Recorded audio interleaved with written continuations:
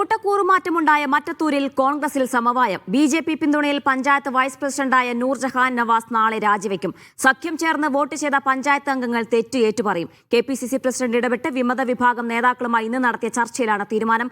വിമതർക്ക് പാർട്ടിയിലേക്ക് തിരിച്ചുവരാനും അവസരമൊരുക്കും. വിശദാംശങ്ങൾ നൽകാനായി നടരാജ് പരശുറാം ചേരുന്നുണ്ട്. നടരാജ്, കോൺഗ്രസിനെ ഒന്നാകെ പ്രതിരോധത്തിലാക്കിയ മറ്റത്തൂരിലെ കൂട്ടക്കൂറുമാറ്റം, ഇത് എങ്ങനെയാണ് കോൺഗ്രസ് സമവായത്തിലെത്തിച്ചത്? ചർച്ചയിൽ ആരൊക്കെയാണ് പങ്കെടുത്തത്? ഈ വിമത നേതാക്കൾ ഉന്നയിച്ച വിഷയങ്ങൾ ഒരു അന്വേഷണത്തിന് സാധ്യതയുണ്ടോ? കെ.പി.സി.സി പ്രസിഡന്റിന് വേണ്ടി റോജി എം ജോൺ ആണ് ഇക്കാര്യത്തിൽ ചർച്ച നടത്തിയത്. നേരത്തെ തന്നെ വിമതരുമായി ഒരു സമവായത്തിന് ശ്രമിക്കണമെന്ന ധാരണ ഉരുത്തിരിഞ്ഞിരുന്നു. ഇതുപ്രകാരം ഇപ്പോൾ ധാരണയായിരിക്കുന്നത് വൈസ് പ്രസിഡന്റ് സ്ഥാനം നൂർജഹാൻ നവാസ് രാജിവെക്കുമെന്നുള്ളതാണ്. മിക്കവാറും നാളെ തന്നെ രാജിവെക്കാനാണ് സാധ്യത.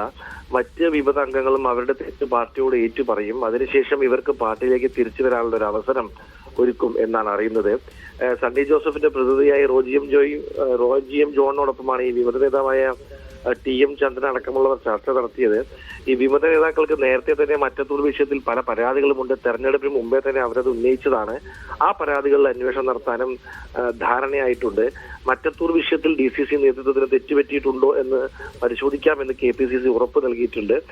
മുതിർന്ന നേതാക്കളും മറ്റുള്ളവരും ഈ വിഷയത്തിൽ ഈ ചർച്ചയൊക്കെ തന്നെ ഭാഗമായി കഴിഞ്ഞു. എന്തായാലും പ്രധാനമായും വയനാട്ടിൽ ചിന്തൻ ശിബിർ നടക്കുന്നതിന് മുമ്പ് പ്രശ്നം പരിഹരിക്കണം എന്നൊരു ധാരണ നേതാക്കൾക്കിടയിൽ ഉണ്ടായിരുന്നു.